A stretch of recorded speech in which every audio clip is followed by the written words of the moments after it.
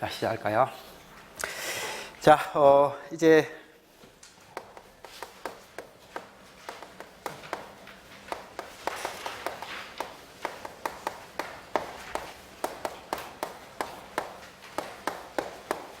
자, 전기이론 기출문제입니다. 올해 기출문제는 어쨌든 예년하고 좀 다르게요. 거기 RLCLO에 대한 이해를 바탕으로 한 풀이가 문제가 좀 많이 나와가지고 그게 약간 힘들었던 것 같습니다. 그리고 나머지는 자기학 문제도요. 자기학 문제에서 공식을 그냥 단지 알고 있냐가 아니라 조금 더 정확하게 알고 응용을 할 수 있냐라는 그런 문제 형식이 나와가지고요. 좀 대충 알고 있는 사람들은 좀 풀기가 힘들었던 그런 형태의 문제 같습니다. 그래서 문제를 접하실 때 하나라도 조금 더 자세히 알고 확실하게 알고 접근을 할 수 있는 그런 연습을 해라라는 그런 문제 같습니다. 그리고 올해 지방직이 지금 전기 같은 경우에는 국가에서 이제 다시 일괄적으로 출제한다고 했으니까 지방직 문제도 이거하고는 같지는 않겠지만 어느 정도 유사성은 가질 거니까 공부하실 때 조금은 이런 쪽으로서 좀 봐주시는 것도 좋을 것 같습니다. 그래서 아무튼 너무 단답으로 하지 마시고 정확하게 이해하고 좀 풀어라 라는 그런 거니까 공부를 하실 때 조금 신경을 써주시기 바라고요. 자, 시작하겠습니다. 자, 1번입니다. 다음 회로에서 3옴에 흐르는 전류 I0는 얼마인가 라고 했습니다. 자, 이 문제요. 사실 문제를 푸는 것은 이 회로 문제는 그죠? 정도는 없습니다. 자기가 잘하는 방법을 쓰면 돼요. 잘하는 방법을 쓰면 되는데 이런 문제를 풀 때 자, 현장 이 문제 어떻게 풀었어요? 중첩을 풀었다. 자,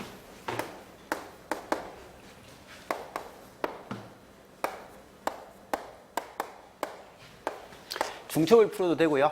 그 다음에 노드 방정식을 풀어도 되고, 그 다음에 전원 변환을 이용을 해서 풀어도 됩니다. 근데 이제 이 문제를 풀 때 제일 좀 생각을 해 주셔야 될 거예요. 이거요.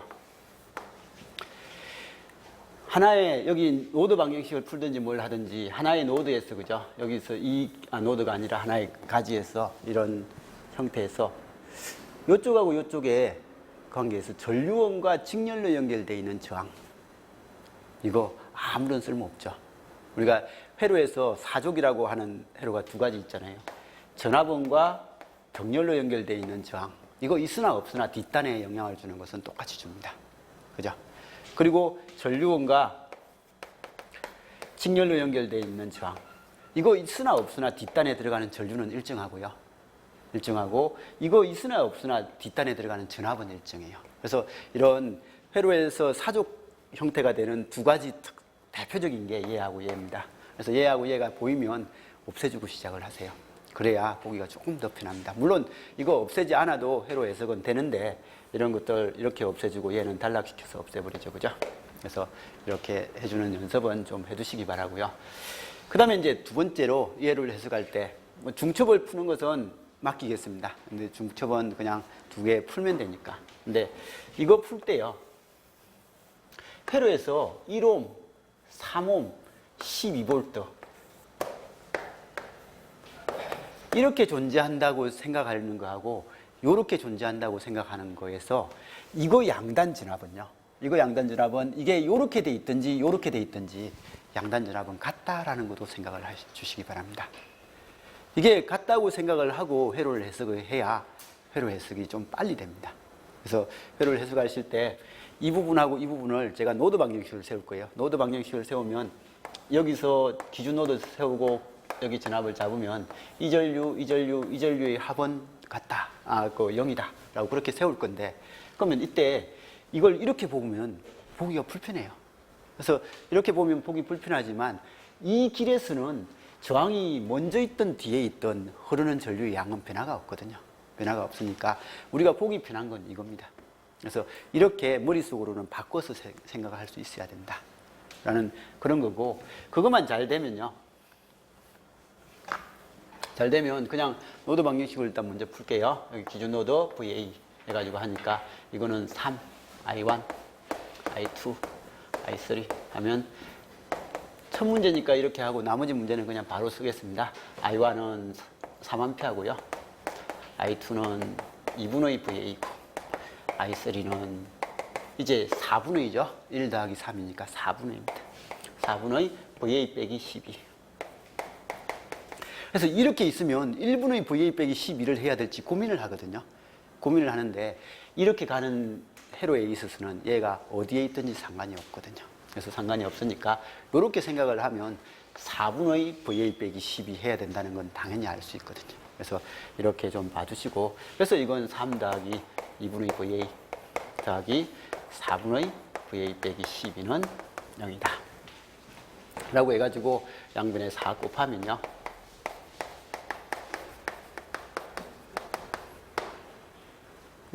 여기 뭘 잘못했나요? VA가 0이 나오나요? 아닐 것 같은데.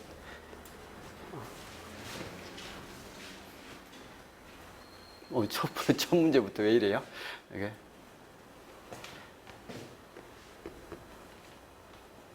뭐가 잘못됐죠?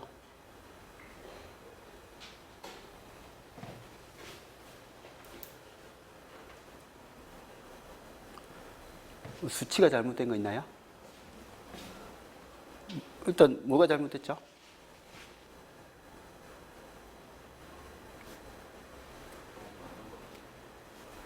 맞나요? 이거 0이 돼버리는데.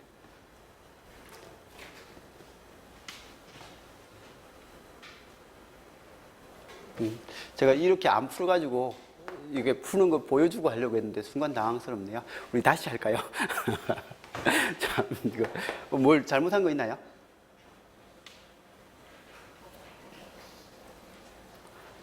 이거 큰일이네. 특별하게 잘못된 게 눈에 안 보이는데요. 4.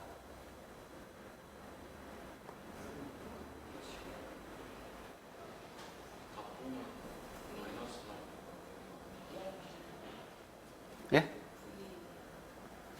지금 뭐 물어봤습니까? VA 물어본 거 아닌가요?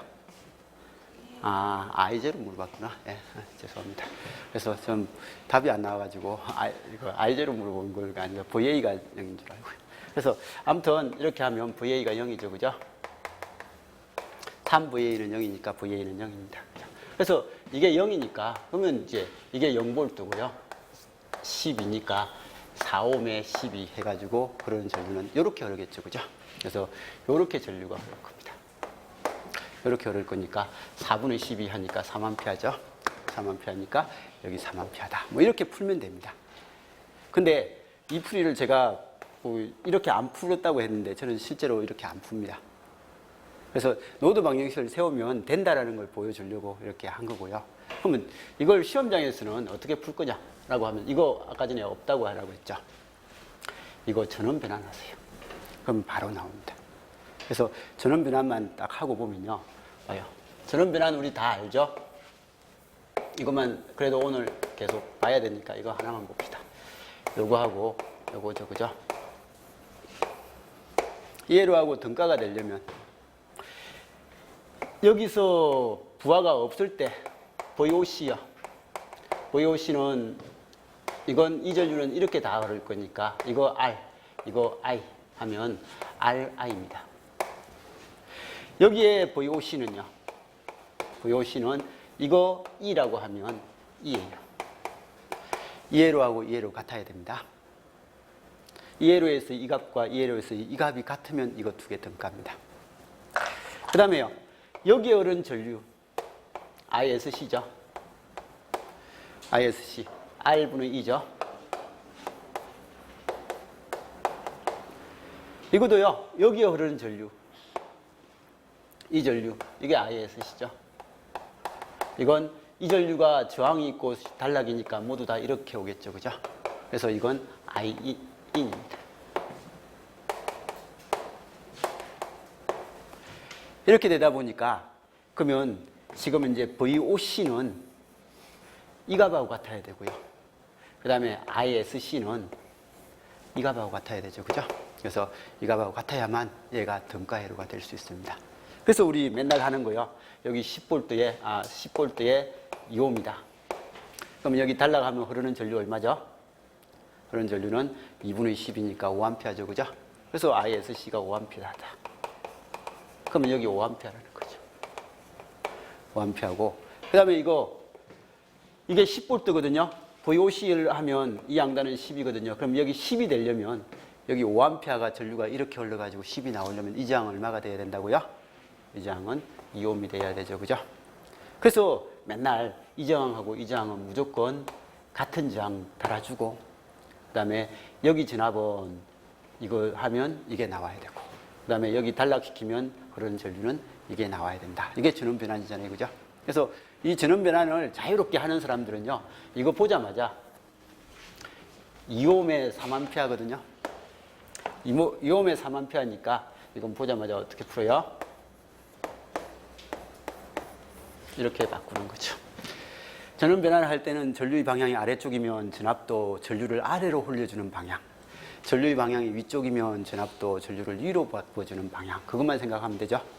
그러면 이렇게 하면 이거 6V에 이겁니다. 그러면 이렇게 하고 나면 이제 이거 1, 12, 3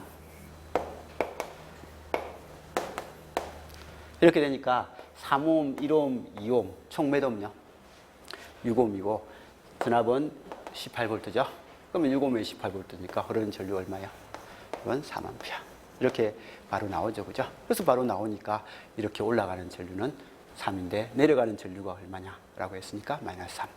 이게 이제 풀이법입니다. 그래서 사실 노드 방정식을 가지고 풀려면 아까 전에 이런 관계를 조금 생각을 해주고 해야 되는데 전원 변환을 하면 수식이 훨씬 간단해지거든요. 그래서 이 전원 변환을 좀 수업 시간에도 많이 활용을 하라라고 이야기 들은 게 이게 중첩을 해도 되고 뭘 해도 상관없지만요. 이런 것들은 전원 변환 문제를 좀 잘 활용해서 해라라는 그런 형태의 문제고요. 자, 2번입니다. 2번의 키워드는 뭐죠?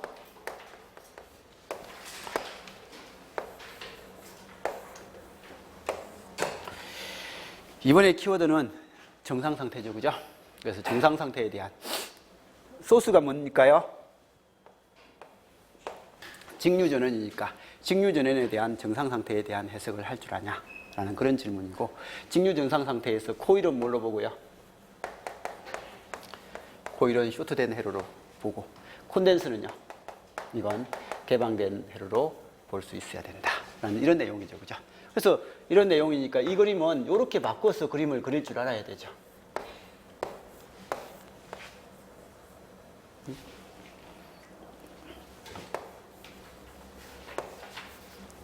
이게 10ohm이고요. 이게 20ohm입니다. 전압은 15V요. 자, 이렇게 되거든요. 그러면 이런 상태에서 이제 질문이 뭐예요? 질문은 이번에서는 이 콘덴스에 콘덴스 양다리에서 걸리는 전압이 있을 건데 콘덴스에서 축적되는 에너지 이거 하고요. 그 다음에 여기 코일에서 축적되는 에너지 이거죠. 그래서 이 두 에너지의 합이 얼마냐라는 게 질문이었습니다. 그래서 인덕터와 커패시터에 저장된 에너지의 합. 그러면 얘는 얼만데 라고 이렇게 이야기를 했을 때 그러면 이걸 구하려면 C값 주어져 있고 L값 주어져 있으니까 여기 양단 전압과 여기 흐르는 전류가 얼마인지만 알면 되는 거고, 그러면 이 전류는요 15V에 20, 10이니까 2분의 1이죠. 그죠? 그래서 여기 I는 2분의 1이고요. L은 얼마라고 돼 있죠? 8인가요? 8로 돼 있는 거고요. 그 다음에 이 양단 전압은 여기죠? 여기니까 20, 10 전압 분배하면 여기 몇 볼트요? 5V죠. 그죠? 그래서 5V니까 이건 V는 5V고요. 그 다음에 C는요? 2페르시네요. 2페르일 때 각각 에너지를 구해라. 이거 구하는 거 이제 시간은 이 문제는 진짜 뭐 정상 상태 해서 하면 그 수식을 2개를 정리하고 해야 되니까 한 1분 가까이 소모를 합니다. 근데 조금 전에 1번 문제는 전원 변환을 딱 해서 하면 오히려 시간을 줄일 수 있는 거고요. 그래서 이런 거고, 그러면 이제 2분의 1에 C에 V가 5니까 25. 여기는요 2분의 1에 L이 8이고요. I가 2분의 1이니까 4분의 1. 이건 1이다 라고 해서 더하면 26이다. 뭐 이런 관계는 크게 문제는 없을 것 같습니다. 그죠? 자, 3번요. 3번 그림이 그려져 있는 꼴이 그렇게 돼 있는데 이 그림은 무조건 이걸로 바꾸세요. 우리가 보기 편한 건 이거잖아요.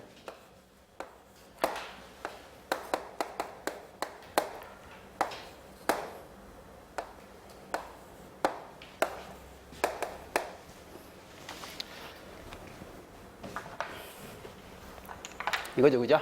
그래서 이렇게 돼 있는 거고, 그러면 이거 풀이는 알아서 하시면 되고요. 50하고 30하고 전압 차이 몇 볼트? 50하고 20이니까 30볼트죠. 그러면 여기 있는 저항이 35매 30볼트니까 흐르는 전류 1A.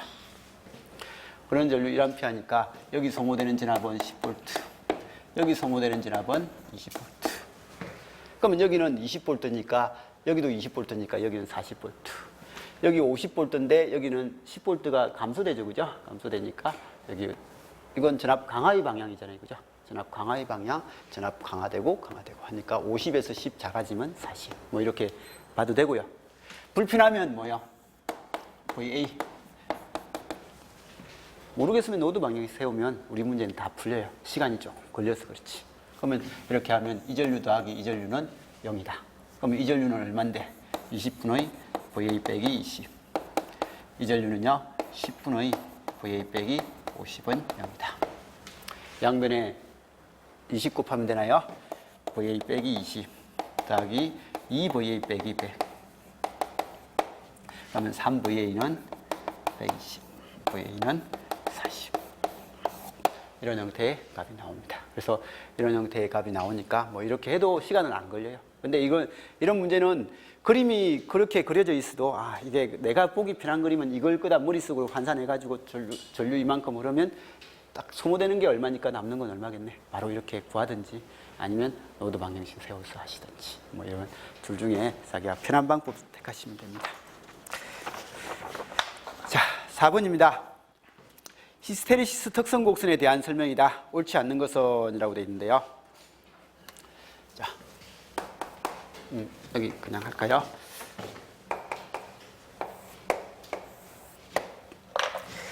처음에 어떤 자성체죠, 그죠? 자성체에, 강자성체겠죠? 강자성체에 전압을 걸지 않았고, 자속을 가하지 않았을 때는 자성의 성질이 아무도 없다. 그때 여기에 코일을 감아가지고, 그죠?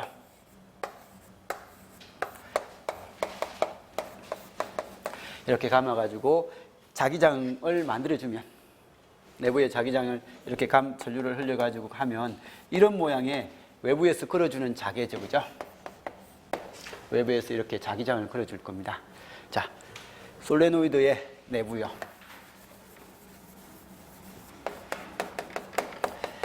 솔레노이드 내부 중심에서 자기장이 세기는요? 네? 이건 N0I요. 2파이R 분해는 나중에 나오죠. 예, 솔레노이드 내부에서의 자기장이 세기입니다. N0I죠. 뭐 L분의 N0가 뭔데요? 라고 하면 단위 길이당 단기내수죠, 그죠? 그래서 이렇게 되는 거예요. 그래서 요런 솔레노이드에 전류를 흘려주면 강긴 횟수하고 이 관계에 의해서 자개가 형성이 돼요. 그러면 이 자개에 의해서 이제 자성체가 자화되죠, 그죠? 자화돼가지고 이렇게 되더라. 뭐 이거 포화 복수는 다 아실 거고, 그죠? 근데 이걸 제거시켰을 때, 제거시켜버리면 외부에서 걸어준, 이까지 된 상태에서 외부에서 걸어준 자개를 0으로 만들어버린 거예요. 0으로 만들어버리면 얘는 슉 이렇게 오면 얘가 이렇게 오는 게 아니라 얘가 어떻게 온다고요? 이렇게 오더라. 그래서 이렇게 오니까 이 자성의 성질, 이 물질이 자성의 성질이 튀게 되더라. 그죠? 외부 자개가 없어도. 그때 이가 뭐라고 부르죠? 이 값의 이름이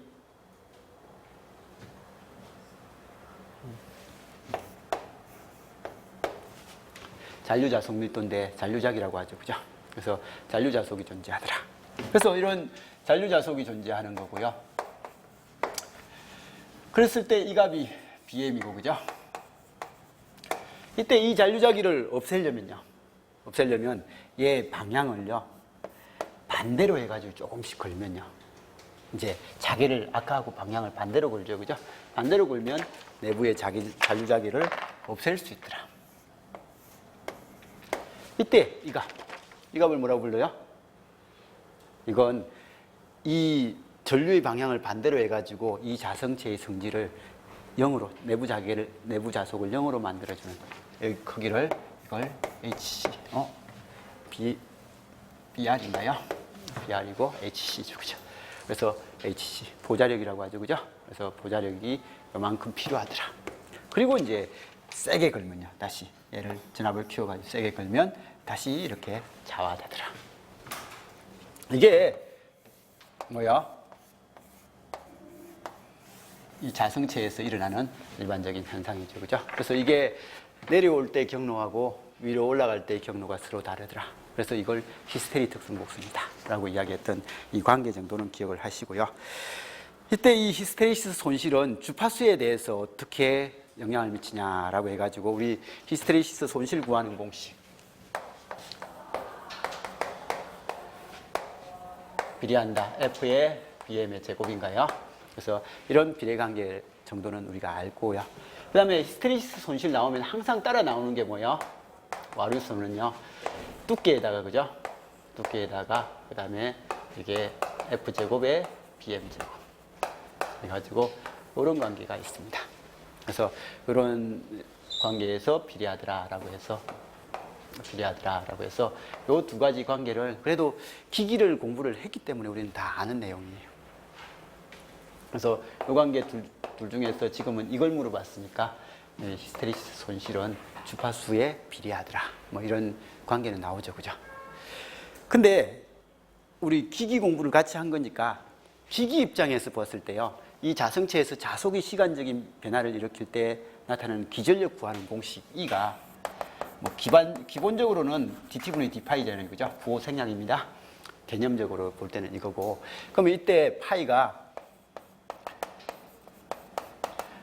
파이 m 사인 아니 코사인을 할까요? 코사인 오메가 t 이런 형태의 관계를 가지니까 이거 미분하면요 오메가 파이 m이죠. 사인 오메가 t의 부호가 바뀌어가지고 여기 있던 부호 없어지고 하는 거니까 그거 신경 안 쓰겠습니다, 지금은요. 그래서 이런 식이 될 거고, 그래서 이 관계가 여기에 들어가니까 얘는 오메가의 n의 파이의 뭐 어떤 값 이런 형태가 나와가지고 기전력 구하는 공식이요. 이 트랜스에서 전달되는 기전력 구하는 공식이 이런 수식이 나오더라는 거죠. 그래서 이것 때문에 얘가 기전력의 최대값이고요. 실효값을 하면 루트 2를 하니까 4.44. 그 다음에 F에, 이게 오메가가 2파이 F니까, 그죠? N의 파이. 이런 공식이 하나 있다 보니까 기기에서는 이런 문제가 질문으로 나오지 않습니까? E를 일정하게 한다라는 그런 관계, 그죠? 그래서 기기에서는 문제 나올 때는 E를 일정하게 하고 했을 때 그러면 이제 주파수의 관계가 어떻게 되냐, 주파수가 바뀔 때 이런 특성이 어떻게 바뀌냐라고 그런 문제가 나올 때는 E가 일정하니까 여기 변할 수 있는 것은 얘는 고정된 값이니까요. 그리고 파이는 자성밀도 B에다가 면적 S니까 이 B하고 F의 곱이 일정이거든요. 그럼 곱이 일정이다 보니까 얘는요, E가 일정이다라는 전제가 딱 나와버리면 F하고 B의 곱은 일정한 값이 돼버리니까 얘는 이렇게 되더라는 거죠. 이 값이 일정한 값이 돼버리는 거예요. 일정한 값이 돼버리니까 이제 거기서는 히스테리시스 손실은 주파수에 반비례한다라는 그런 말을 가끔씩 하죠, 그죠? 그래서 이 문제 때문에 아마 학생들이 이게 기기 관점에서 접근을 하다 보니까 히스테리시스 손이 주파수에 반비례하네라는 이런 이야기를 하는 사람들도 가끔씩 있습니다. 근데 기본적인 개념에서는요, 히스테리시스 손은 이겁니다. 이거니까 이건 이제 기기 관점에서 전압이 일정하다라는 그 전제가 깔려 있을 때만 이걸 쓸 수 있는 공식입니다. 그래서 이런 형태니까 이것만 주의를 해줬으면 큰 문제는 없을 거고요. 그 다음에 곡선이 수직축과 만나는 점은 잔류자기, 그죠? 여기 잔류자기고, 그죠? 그 다음에 수평축과 만나는 것은 보자력. 뭐 이런 형식이 될 거고요. 자속 밀도, 자기장의 세기에 대한 비선형 특성. 이게 올라갈 때 직선적이지 않고 이렇게 되고, 그 다음에 특히 포화되잖아요. 그죠? 포화된다는 특성이 비선형 특성을 이야기합니다. 그래서 비선형 특성을 나타내고요. 그 다음에 곡선으로 둘러싸인 면적이 크면 클수록, 이 면적은 손실이죠. 그죠? 면적의 양이 히스테레시스 손실인데, 면적이 크면 클수록 손실량도 많아지더라 라는 그런 내용으로서 접근을 해 주시면 됩니다. 자, 그 다음에 5번은요, 이건 진짜로 중요하다고 했죠. 옛날 이야기하면서 트랜스에서 1차 측과 2차 측의 관계예요. 강진의 수가, 그죠? 1대 10이다. 예를 들어서요. 그러면 전압비는 몇 대 몇이고요? 1대 10이다. 대신에 전류비는요, 10대 1이 돼가지고요. 전력비는요, 트랜스는 전력을 뻥튀기 하고 뭐 이렇게 할 수 있는 그런 요소가 아니라 전력을 전달하는 요소다 라고 그렇게 이야기하면서, 그죠? 맨날 트랜스 문제는 이 관계가 제일 기본이라고 했습니다. 그래서 이런 관계가 되고, 대신에 전압과 전류는 강기 내수로 조절할 수 있다 라는 거고, 특히 이제 여기 있는, 이 밑에 있는 임피던스는요, 임피던스는 전류분의 전압이니까 10분의 1대 1분의 10이니까 10 해가지고 다른 말로 하면 1대 100인데, 이 100이 10의 제곱이죠. 그죠? 그래서 얘는 강기 내수의 제곱에 비례한다 라고 하는 그런 관계로서 접근하는 거. 이게 트랜스 문제의 다잖아요. 그죠? 그래서 이런 것들은 딱 보자마자 트랜스 1차 측 전력 전달이라는 이런 관점으로서 접근하는 게 이 문제고요. 자, 6번입니다.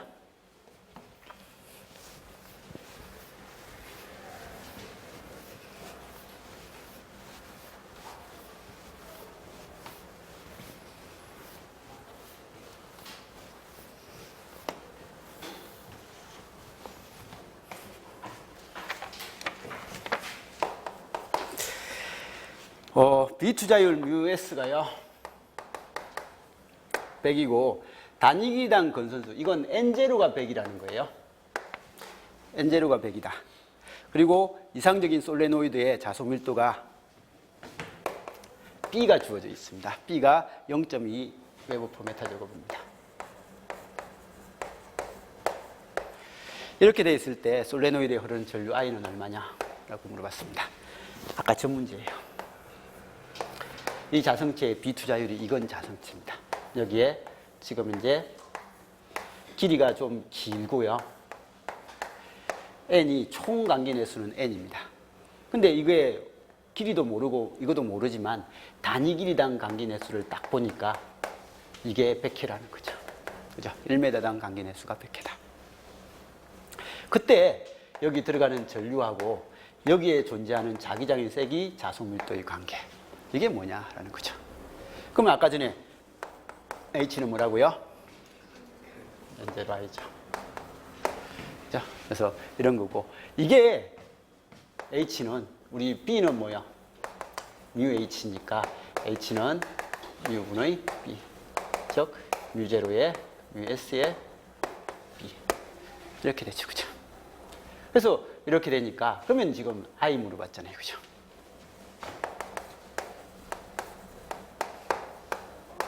I 물어봤으니까 I는 얼마요? μ0의 μS의 N0분의 B다라는 이런 관계거든요. 그래서 이런 관계. 그래서 사실 H가 나왔으면 대충 답을 이렇게 해가지고 만들어내신 분도 많을 거예요. 근데 B가 있어가지고 그것 때문에 지금 약간 아는 사람은 풀고 모르는 사람은 좀 풀기 힘들었던 그런 형태의 문제 같습니다. 그래서 이런 관계니까 잘 봐주시고요. 자, 희한하네. 그러고 보니까 이번 시험에 문제에 μ제로값이 안 주어졌죠. 보통은 문제에 보면 μ제로가 얼마다라고 주는데 여기는 μ제로값을 안 줬죠. 그죠? 그래서 안 줬는데 이 값 암기하고 있으라는 거죠. 근데 보통 자기학 시험 문제에서 보면 μ제로값은 확실하게 적혀 있는데 이걸 주지도 않았구나. μ제로 얼마죠? 4파이 곱하기 10 10의 마이너스 7선 거죠. 그래서 이거 알고 그다음에 μs가 100이고 n0도 100이고 여기 0점이다. 이런 거니까 동그라미 4개 없으니까 이게 3개밖에 안 남고요. 올라오면 1000이고 동그라미 2개 없으면 되니까 얘는 4파이분의 200이죠. 그래서 4파이분의 200이니까 파이분의 50이다 라는 그런 답은 나오죠. 그죠? 그래서 이런 관계 정도는 뭐 대충 할 수 있어야 되는 거고, 그죠? 그래서 뮤제루 값 외워놔야 되겠죠. 그죠? 그래서 뮤제루 값을 외워두시고 봐두시면 됩니다. 그 다음에 7번입니다. 50V에 250W의 니크롬선의 길이를 반으로 잘라서 20V 전압에 연결을 했을 때 이 니크롬선의 소비 전력은 얼마가 되냐라고 되어 있습니다. 전력 구하는 공식은 IV고 I제곱 R이고 R분의 V제곱이에요. 그러면 이것만 구하면 되는데 항상 이야기하죠. 전격 주어지면요. 50V에 얼마요? 250W. 전격 주어지면요.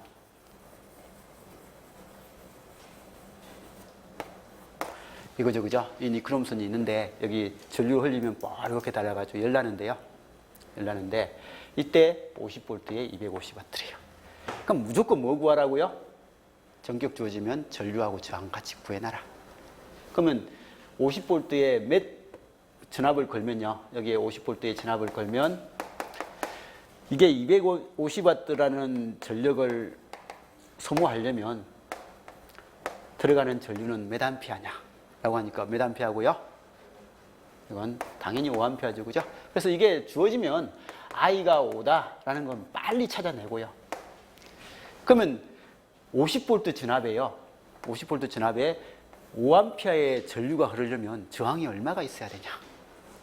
라고 하니까 이건 I분의 V가 저항이죠. 그죠? 그래서 R은 얼마요? 15m죠. 이게 전격인 거예요. 그래서 빨리 전격을 구하고 나서 이제 그 다음에는 이제 뭘 했습니까? 이 니크롬선이 반으로 잘렸대요. 그죠? 반으로 잘려가지고 얘가 길이가 반으로 잘렸다라는 말은요. 여기서 달라지는 것은 있다면 뭐가 달라진 거예요? 이게 달라진 거죠. 저항의 길이가 그죠? 길이가 반으로 줄면 저항값도 반으로 줄게 돼 있죠. 그래서 이건 이제 니크롬선은 15ohm짜리 니크롬선이 아니라 반으로 잘렸으니까 저항이 얼마로 바뀌었다? 5로 바뀌었다. 그래서 지금은 R이 5ohm으로 바뀌었습니다. 그리고 이제 몇 볼트 전압을 걸었어요? 20V 전압을 걸었죠. 그죠? V는 20을 걸었어요. 그럼 이때 전력은 얼마인데? 라고 하면 R분의 V제곱 하면 되잖아요. 그죠? 그래서 이렇게 하면 되니까 P는 5분의 20 곱하기 20. 그래서 이런 식으로 해서 문제를 풀면 되는 거죠. 그죠? 그래서 이런 문제는 진짜 가장 기본 문제죠. 기본 문제고 자격증 쪽에서도 많이 나오는 문제잖아요. 그죠? 그래서 이런 것 정도는 잘 봐두시고 특히 이런 건 자격증에서 필수 문제잖아요. 이게 필수 문제이고 하니까 이런 건데 이제 말을 좀 다르게 하는 형태고 그냥 수식만 딱딱 써서 하는 것 같은 느낌이 안 들어가지고 좀 불편한 거죠. 자, 그 다음에 8번입니다. 정전계 내의 도체에 대한 설명이다. 옳지 않은 건 뭔데요? 라고 했습니다. 도체 표면은 덩전이면이다. 정전계요. 대표적인 정전계는 어떤 거예요? 여기에 플러스 Q가 있는 거. 그죠? 아니면 콘덴스에 전하가 충전되어 있는 거. 뭐 이런 정도가 되는데 대표적으로 요거다. 그러면 이런 구에 플러스 Q가 돼 있으면 얘는 전기력선은 밖으로 이렇게 나가는 거고, 그죠? 이때 이 점에서 중심에서 이까지 떨어진 점에 이 점의 전이, 여기서 요만큼 떨어진 점의 전이, 여기서 요만큼 떨어진 점의 전이, 여기서 요만큼 떨어진 전이 다 같죠? 그래서 같으니까 전이가 같은 지점을 연결한 선. 이게 이제 선이 아니라 공간이 되면 면이 되죠, 그죠? 면이 될 건데 하나의 구의 표면이 될 건데 이걸 덩전이면이라고 하죠.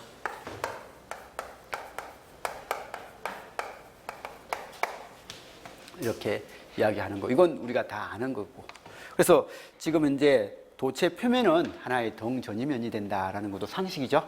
도체에서 표면은 전이가 일정하다라고 하는 것은 하나의 상식이니까 그건 알아봐 두시고, 얘도 거리가 r만큼 떨어진 이 점들도 전이가 일정한 지점들입니다. 그래서 동전이면이고요. 그 다음에 도체 내부의 정전계의 세기는 0이다. 뭐 이거 자기학 공부한 사람들은 이건 그냥 당연히 아는 겁니다.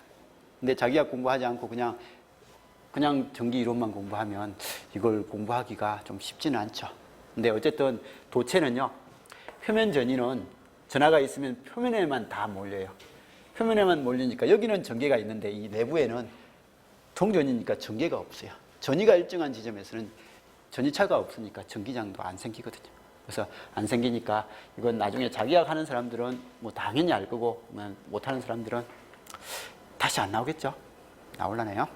어쨌든 알아서 보세요. 이건 뭐 이런 그래프 있습니다. 뭐 책 같은 거 보다 보면. 그래서 내부에 전개는 없고, 그 다음에 표면부터 밖으로 가는 것만 전개가 있다라고 이런 식으로 해가지고 전기장이 세기 구하는 하나의 관계거든요. 그 다음에 동전이면의 간격이 좁으면 좁을수록 전기장의 세기가 크게 된다. 이거죠.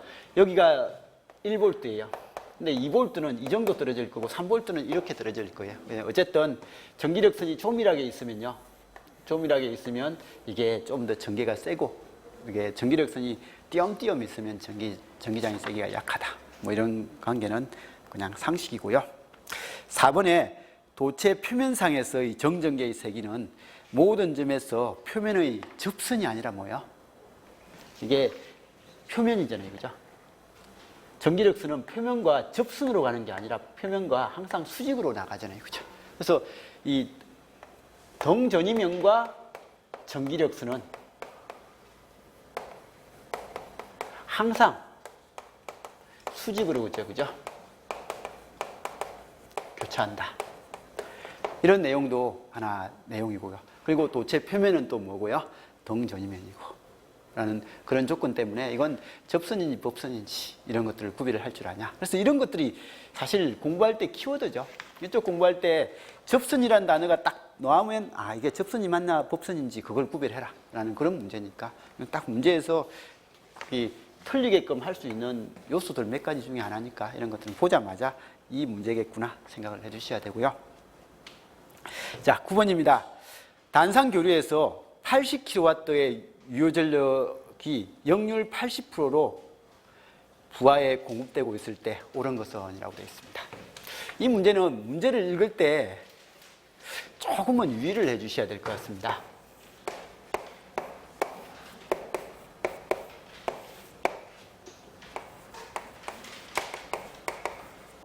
역률 80%.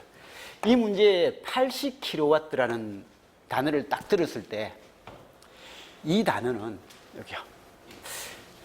여기 관점에서 나온 단어예요? 아니면 여기 관점에서 나온 단어예요? 이건 당연히 여기 관점이죠. 그죠?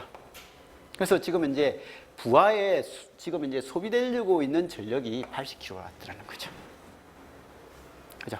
그래서 이런 형태다라는 거고, 그때 이 부하는 어떤 부하이고요? 역률이 80%예요. 그러면 이건 IV 코사인 세타가 80kW다 라는 그런 말이고, 그죠? 그러면 IV는 얼마겠어요? 이게 0.8이니까 IV는 얼마다? 100kVA죠. 그죠? 그래서 지금 이제 이 공급되는 피상전력은 100kVA예요. 그래서 공급되는 피상전력은 100kVA인데 지금 이제 여기에 역률이 0.8이니까 소모되고 있는 게 지금 이제 80kW를 소모하고 있다 라는 그런 내용이죠. 그러면 코사인 세타 0.8 딱 나오니까 머릿속으로 3, 4, 5 삼각형 딱 생각을 해 주시고요. 4대 3대 5. 이걸 뭐 생각을 하든 안 하든 상관없지만 그래도 제일 쉽게 푸는 것은 이거예요. 이게 4대, 3대 5. 이 3, 4, 5 삼각형이 머리에 탁 떠오르면 5분의 4가 0.8이고 그러면 무효율력. 사인 세타는 얼마요? 코사인 세타가 0.8이니까 사인 세타는 0.6이 될 거다라는 것은 당연히 아는 거고. 그러면 유효전력 P는 IV 코사인 세타지만 무효전력 Q는요? IV 뭐예요? 사인 세타니까 100 곱하기 0.6 하니까 얼마요? 60kg죠. 그죠? 그래서 kg일 거다라는 것 정도는 좀 알고 봐두시면 되겠죠. 그죠? 그래서 이런 내용입니다. 자, 그래서 이런 거고, 지금 현재 봐요. 이게 진상역률이에요, 지상역률이에요? 지금 무슨 역률이라고 했어요? 지상역률. 지상역률은 RL이에요, RC예요? 지상역률은 RL이에요, RC예요? R까지는 아는데 L이죠, 그죠? 그래서 이런 회로거든요. 그래서 지금 사실은 RL 회로가 있는 거예요. 부하가 이런 게 있다는 거죠. 그래서 이렇게 돼 있고요. 그럼 이때 역률 계산한다. 4번이 역률 계산이니까. 역률 계산을 한다는 말은 역률을 뭘로 가깝게 하는 거예요? 1에 가깝게 하는 거죠. 그러면 여기에 직렬로 달아줄 건지 병렬로 달아줄 건지 하는 게인데, 직렬이든 병렬이든 대부분이 여기 직렬로 뭔가를 단다고 하면 여기에 C를 달면 돼요. 여기 XL하고 XC의는 부호가 크기는 부호가 서로 반대 방향이잖아요. 그죠? 반대 방향이니까 얘에 있는 크기에 얘를 가지고 상쇄를 하면 XC 값 전체 리액턴스 값을 감소시킬 수 있는 거죠. 감소시킬 수 있는 거고, 만일에 여기 L 달면요, 지금처럼 L 달면 여기 XL, 여기 XL 커지니까 이 세로축이 커지는 거예요. 세로축이 더 커지는 관계로 올라가니까 이런 모양이 되거든요. 그럼 역률은 요거분의 요게 역률이 돼요. 요거분의 요거에서 요거분의 요걸로 되면 역률이 작아지죠. 작아지는 거고, 지금 여기 C를 달면요. 근데 이런 C보다는 우리는 어떤 C를 많이 달아요? 직렬 C보다는 병렬 C를 달아가지고 역률 계산하죠. 그죠? 그래서 많이 하는데, 어쨌든 C를 달면 얘는 요게 요렇게 내려오죠. 그죠? 이런 삼각형으로 만드는 거예요. 그럼 이런 삼각형 만들면 이것분의 이거 하면 역률이 1에 가까워지는 거죠.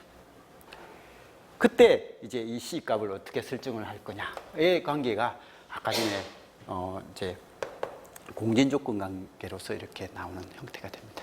그래서 이런 형태가 나오니까 어쨌든 요 관계 정도는 좀 볼 수 있었으면 좋겠고요. 요 내용 그냥 쭉 보시면 됩니다. 그래서 아무 문제 아니고요. 근데 이런 문제가 사실 공부를 적당하게 해놓고 좀 확실하게 해놓은 사람들은 딱 보자마자 맞고 틀리고 맞고 이런 식으로 체크가 가능한데, 이게 적당하게 하면 이런 문제가 시간 낭비되고 답도 안 맞는 그런 형태가 될 수 있으니까 공부하실 때 조금 확실하게 해주시는 게 중요한 것 같습니다.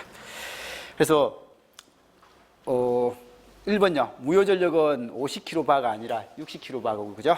이번에 역률은 무효율보다 크다. 역률은 0.8이고 무효율은 0.6이잖아요. 그죠? 0.6이니까 0.8이 더 크다. 그 다음에 피상전력은 100루트 2가 아니라 100kVA고, 그죠? 그 다음에 코일을 부하에 직렬로 추가하면, 여기 L을 하나 더 추가하면 X가 더 커지는 거고, X가 더 커지면 당연히 역률은 안 좋아집니다. 그래서 역률 개선되는 게 아니다라는 것 정도 봐주시기 바라고요.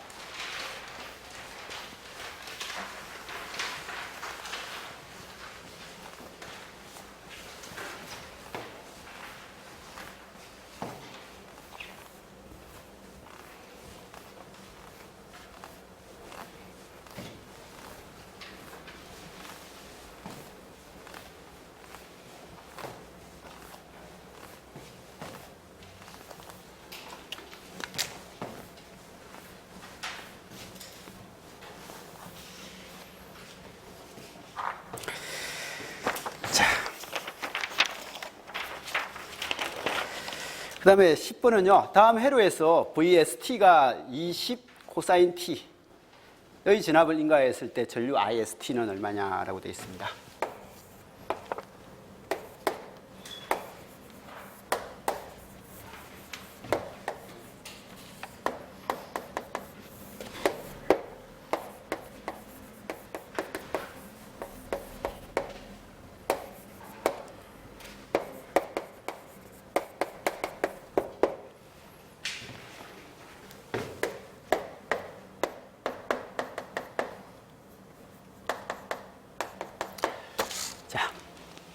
이 문제는 그냥 대입만 시키면 되죠. 그죠?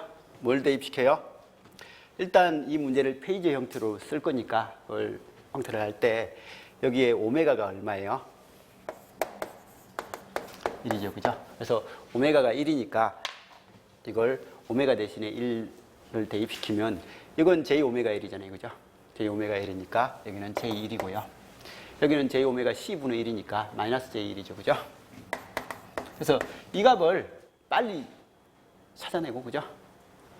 그렇게 찾아내고, 그러면 여기 전류를 물어봤으니까, 전체 전류를 물어봤으니까, 이거 합성저항 구하라. 라는 그런 문제예요. 그러면 이렇게 해놓으면 합성저항, 여기 임피던스부터 먼저 구하면요. 이거 더하기 이거 분의, 이거 곱하기 이거잖아요. 그죠? 근데 이거 헛수가 서로 부호가 다르니까 계산이 빨리 돼요. 1 플러스 j1분의 1 더하기 1 마이너스 j1분의 1 플러스 j1 곱하기 1 마이너스 j1. 이거 없어지고 2고요. 이거 계산하면 1의 제곱 플러스 1의 제곱. 하니까 1 나오죠. 그래서 지금 이제 이 값이 1이라는 걸 알거든요. 아니까 이거 1옴, 이거 1옴. 합성하면 얼마요? 2옴. 2옴분의 전압하면 전류가 나오죠. 그럼 전류가 나올 거니까 그냥 저항만의 회로가 되니까 위상차 없잖아요. 그죠? 위상차 없으니까 그냥 나누기 2 하면 10 코사인 t. 이게 그냥 끝이죠. 그죠? 그래서 이런 형태가 되더라라는 것 정도는 바로 계산이 가능할 겁니다. 자, 그 다음에 11번. 커패시트만의 교류 회로에 대한 설명이다. 옳지 않은 것은 얼마냐라고 되어 있습니다. C만의 회로요. R만의 회로는 전류전압 이상 동상. C만의 회로에서는 전류가 90도 빠르다. 그죠? 그래서 이게 I가 V보다 90도 빠르다. 항상 뭐보다 라는 것 정도는 잘 기억을 해 주시고, 그죠? 그래서 이런 것 정도는 기억을 하고 나고, 그 다음에 XC, J 오메가 C분의 1이죠. 그죠? 그래서 마이너스 JXC로 이렇게 나오는 거, 이건 상식으로 알고 있어야 될 값이고. 자, 전압과 전류는 동일 주파수다. 얘가 C만의 회로인데 입력에 걸어주는 전압과 여기에 흐르는 전류가 주파수가 달라지진 않죠. 그죠? 회로에서 주파수가 달라질 회로는 아니고 새로운 주파수를 만들 수가 없잖아요. 그죠? 그래서 주파수는 달라질 수가 없는 회로예요. 그 다음에 전류는 전압보다 위상이 90도 앞선다. 맞죠? 그죠? 아니가 앞섭니다. 전압과 전류의 시료값의 비는, 이건 몰라요. 시료값의 비는 모릅니다. V는 크기는 V고 위상이 0도예요. I, 이건 XC니까 임피던스 Z는요 R 플러스 JX인데 0 마이너스 JXC가 되는 거죠. 그러면 크기는 XC고요. 위상은 마이너스 90도예요. 이게 임피던스예요. 전류 I는요 Z분의 V니까 크기는 얼마요? 마이너스 90도고요. 여기는 전압을 0도라고 했다면 XC분의 V에 90도가 되죠. 그래서 전류 I는 전압보다 크기는 이게 되지, 이게 되고 전압은 위상은 90도 빨라지는 거예요. 그럼 이렇게 되면 전압의 시료값하고 전류의 시료값의 비는 1대1이다. 그건 말도 아니고요. 전압의 시료값과 전류의 시료값의 비는 이 임피던스 관계가 되는 거지, 그죠? XC의 값이 되는 거지 1대1의 관계가 되는 그런 내용은 아니에요. 그죠? 그래서 이런 형태가 되니까 이건 모르고, 그래서 시료값의 비가 1이다. 뭐 이런 것들은 말도 아니고요. 그 다음에 정전기에서 커패시티에 축적되는 전하는 전압에 비례한다. 정전기에서 콘덴스에서 여기에 축적되는 전하량과 이 양단의 전압 C의 관계, Q는 CV죠.